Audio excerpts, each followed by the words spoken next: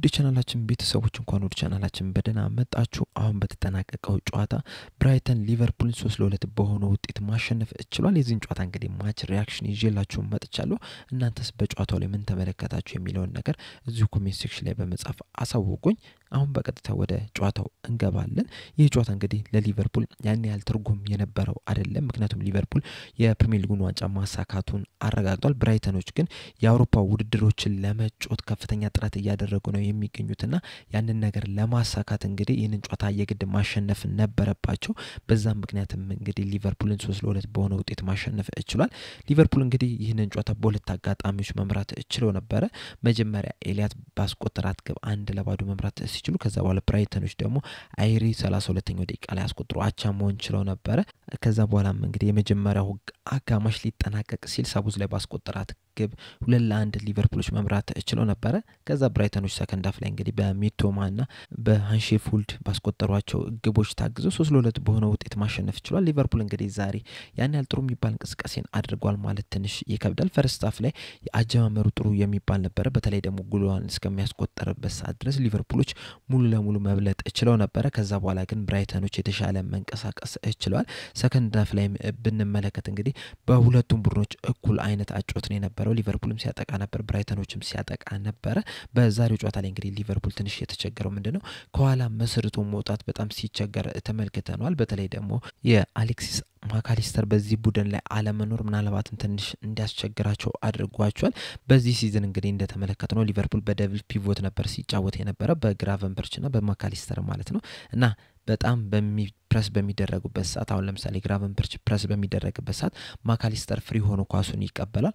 ማካሊስተር ፕረስ በሚደረግበት ሰዓት ደግሞ ግራቨንበርች ፍሪ ሆኖ ይቀበል ነበርና ያንን ነገር ዛሬ አተኗል። አሰላለፉ ላይ ከተመለከት ነው እንግዲህ መሃል ላይ ግራቨንበርች ከዛ ሳቡዝ ላይ ከዛ ደግሞ ኤሊየት ነበር የተሰለፉት። እንደውም አንድ አስተያየት የሰጡት አሰልጣኙ ከጨዋታው መጀመሩ በፊት ማለት ነው ግራቨንበርች 6 ቁጥር ቦታ ላይ ይጀምራል፣ ሳቡዝ ላይ 8 ቁጥር ቦታ ላይ ይጀምራል፣ እንደዚሁም ደግሞ ኤሊየት ደግሞ ትንሽ ወደፊት ጠጋ ብሎ ይጀምራል ብለዋልና በዛሬው ጨዋታ ላይ እንግዲህ ሊቨርፑል እስካሁን ድረስ ሲጫወትበት የነበረውን ደብል ፒቮት ሳይሆን ሲጠቀም የነበረው በ1-6 ቁጥር ብቻ ነበር ሲጠቀም የነበረውና ያ ደግሞ ሊቨርፑሎችን ሳሳ ብለው እንዲታዩ አድርጓቸዋል። ብራይተኖች ዝም ብለው ሲገቡ ነው የነበሩት ወደ ተከላካይ መስመር ወደ በረኛው ለመጠጋት እንግዲህ ያን ያህል አልተቸገሩም። ዛሬ እነሱ ናቸው ጨዋታው ሙሉ ለሙሉ ቴምፖን ሲቆጣጠሩ የነበሩ፣ ሲፈልጉ ሲያፈጥሩት ነበር፣ ሲፈልጉ ደግሞ በጣም ሲያቀሰቅዙ ተመልክተናልና ሊቨርፑሎች እንግዲህ የማካሊስተርን ግልጋሎት እዚህ ጨዋታ ላይ አለማግኘታቸው ትንሽ የከበዳቸው ይመስላል። ከዛ ውጭ ግን ከተመለከተን በኢንዲቪጁዋል ከተመለከተን በረኛው 3 ግብ ቢቆጠርበት እንግዲህ ጥሩ የሚባሉ ኳሶችን ማዳን ይችላል። እንደዚሁም ተከላካዮችን ከተመለከተን ዛሬ ኳንዛ የተሻለ እንቅስቃሴ ማድረግ ይችላል። በርግጥ ሶስተኛው ጎል ላይ ስትቆጠር እንግዲህ በሱ እግር ምክንያቱን ኦፍሳይድ እንዳይሆን ያደረገው፣ ነገር ግን ከዛች ስህተት በስተቀር ሌሎቹ ላይ በጣም ጥሩ የሚባል እንቅስቃሴን ማድረግ ይችላል። ድንቅ የሚባል ተጫዋች ነው የነበረው። ከዚህ በፊት እንግዲህ በጣም ሲሳሳት ተመልክተነው ዛሬ ግን የተሻለ ተጫዋች መሆን ችሎ ነበረ። በአንጻሩ ግን ኮናቴ ለሁለቱም ግቦች መቆጠር ተጠያቂ ማድረግ የምንችል ይመስለኛል። በተለይ ደግሞ ለሁለተኛው ጎል ላይ ስትቆጠር ብራድሊ ከሚቶማ ጋር 1-1 ተገናኝቶ ነበረ። እሱን ከቨር ሊያደርግ በሄደበት ሰዓት ነው እንግዲህ ብራይተኖች ክፍት ቦታን ማግኘት የቻሉትና የራሱን ቦታ አስጠብቆ ቢሆን ኖሮ ምናልባት ያቺ ጎል ላትቆጠር ትችል ነበረ። ብራድሊም ጥሩ የሚባል እንቅስቃሴ ማድረግ ይችላል። ሲሚካስም ጥሩ ነው የነበረው፣ ነገር ግን ፊት ለፊት ላይና መሃል ላይ የነበሩት ግን ያን ያህል አመርቂ የሚባል እንቅስቃሴ አድርጓል ማለት አንችልም። ሳውዝ ላይ ጎል አስቆጥሯል፣ ድንቅ የምትባል ጎል አስቆጥሯል። ከዛ ውጪ ግን ዝም ብሎ ሲባክን የተመለከትነው ተጫዋች ነው። እንደዚሁም ደግሞ ኤሊየትም ሲባክን የነበረ ተጫዋች ነው። ኤሊየት ብዙ ጊዜ የምትመለከቱት ከሆነ እንግዲህ በየትኛውም ቦታ ላይ ሲሮጥ ነው የምትመለከቱት። የተለያዩ ቦታዎችን ከቨር ለማድረግ ሲሞክር ነው የምንመለከተው። የራሱን ብቻ ያለበትን ቦታ ብቻ ከቨር ለማድረግ ቢሞክር የተሻለ ይመስለኛል። እንደዚሁም ደግሞ ሳውዝ ላይ ደግሞ ዲሲፕሊን ቢሆን በተለይ ደግሞ ዛሬ የተጫወተበትን ቦታ ከተመለከትነው በደንብ ዲሲፕሊን እንዲሆን የሚያስገድደው ይመስለኛል። 10 ቁጥር ቦታ ላይ ሲሆን እንግዲህ ከዚህ በፊት ሲጫወት የነበረው በጣም ወደፊት እየተጠጋ እንደውም 9 ቁጥር የሚመስል አይነት አጮት ነው ሲጫወት የነበረውና 10 ቁጥር ቦታ ላይ እንደዚህ አይነት ነገሮች የተፈቀዱ ሊሆኑ ይችላሉ። ነገር ግን 8 ቁጥር ቦታ ላይ ስትጫወት እንደ ደብል ፒቮት ስትጫወት ግን በጣም ዲሲፕሊን መሆን መቻል አለበት። ቦታን በደንብ ከቨር ከቨር ማድረግ መቻል አለብና ዛሬ ግራቨንበርች ብቻውን ሲሆን ተመልክተናል ኳስ በሚይዝበት ሰዓትም እንግዲህ አጠገቡ ኳሱን ሊቀበለው የሚችል ሌላ ተጫዋችን ሲያገኝ አልተመለከትንም በተለያዩ አጋጣሚዎችና እንደዛም ሆኖ እንግዲህ ሊቨርፑል ዛሬ ኳሱን በደንብ እንዳይቆጣጠር አድርጎታል በርግጥ በተለያዩ አጋጣሚዎች ወደፊት በጣም ሲጠጋ ነበር ወደ ብራይተን የግብ ክልልም ሲደርስ ተመልክተናል ነገር ግን ደግሞ የመጨረሻው ውሳኔያቸው ላይ ጥሩ የሚባል ውሳኔ ሲወስኑ አልተመለከትናቸው ምናልባትም እንግዲህ አጠገባቸው ላለ ተጫዋች ቢሰጡ ኖሮ ወይም ደግሞ የተሻለን ውሳኔ ቢወስኑ ኖሮ ዛሬ ሊቨርፑል ጨዋታውን አሸንፎ መውጣት የሚችልበት ቻንስ ነበር አንዳንድ ጊዜ መምታት ሳይገባቸው ሲመቱ ተመልክተናል መምታት ያለባቸውም ደግሞ ሳይመቱ ተመልክተናቸዋልና የመጨረሻው ውሳኔያቸው ምናልባትም ዛሬ ዋጋ ያስከፈለን ይመስለኛል በርግጥ ሊቨርፑሎች እንግዲህ ዋንጫ ማሳካታቸው ተረጋግጧል እና ያ ነገርም እንግዲህ ጨዋታዎች ላይ በጣም ኢፌክት እየፈጠረ ያለ ይመስለኛል ምክንያቱም እንግዲህ ሊቨርፑል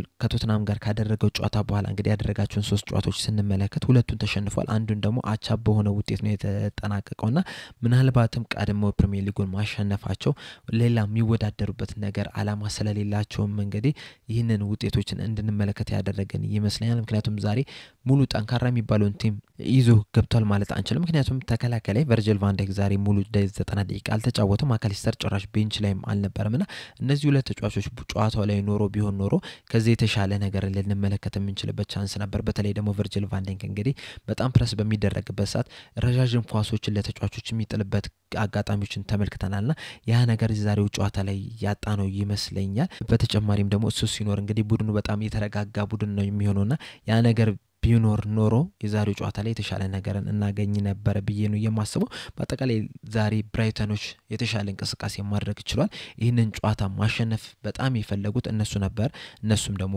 ውጤቱን ይዘው መውጣት ይችላል አሸንፈው መውጣት ይችላል ለነሱ እንኳን ደስ ያላችሁ ማለት ይገባናል ሊቨርፑል ግን ከዚህ የተሻለ ነገሮችን ማድረግ ነበረባቸው ምንም እንኳን የፕሪሚየር ሊጉን ዋንጫ በናሳካ ራሱ የተሻለ እንቅስቃሴ ማድረግ ነበረባቸው በተለይ ደግሞ ዛሬ እድል የተሰጣቸው እንደዛም ቢሆን ግን መጥፎ ተጫውተዋል ማለት አንችልም በተለይ ኬዛን ከተመለከት ነው እንግዲህ ጥረት ሲያደርግ ነበር ነገር ግን ያ ጥረቱ ስኬታማ አልሆነም ምናልባትም እንግዲህ ከጨዋታ ብዙ ጊዜ መራቁ ሊሆን ይችላል እንደዚህ እንዲፈጠር ያደረገለት ኤሊየትም እንግዲህ እንደምንጠብቀው ወይም ደግሞ ከዚህ በፊት እንደምናውቀው አይነት ኤሊየት አይደለም እየሆነልን ያለው አምናና ካቻምና ሲጫወት ተመልክተናልና ከዚህ የተሻለ ነገርን ማድረግ የሚችል ተጫዋች ነው ብራድሊም እንግዲህ ከዚህ በኋላ የተለያዩ እድሎችን ማግኘት ያለበት ይመስለኛል ራሱን በደንብ ማሻሻል መቻል አለበት ከዚህ የበለጠ ጠንካራ ተጫዋች መሆን የሚችልበት ቻንስ አለው በርግጥ ዛሬም ላይም እንግዲህ ጥሩ ኳሊቲዎችን ተመልክተናል ከዚህ ተጫዋች ነገር ግን ደግሞ አሁን ካለበት ኳሊቲም እንግዲህ የተሻለ ተጫዋች መሆን የሚችልበት እድል ስላለው እንግዲህ ራሱን በደንብ አጠንክሮ መምጣት አለበት ብዬ ነው የማስበው ሌሎቹ ግን ሲኒየሮቹ ተጫዋቾች ግን እንደዚህ አይነት ጨዋታዎች ላይ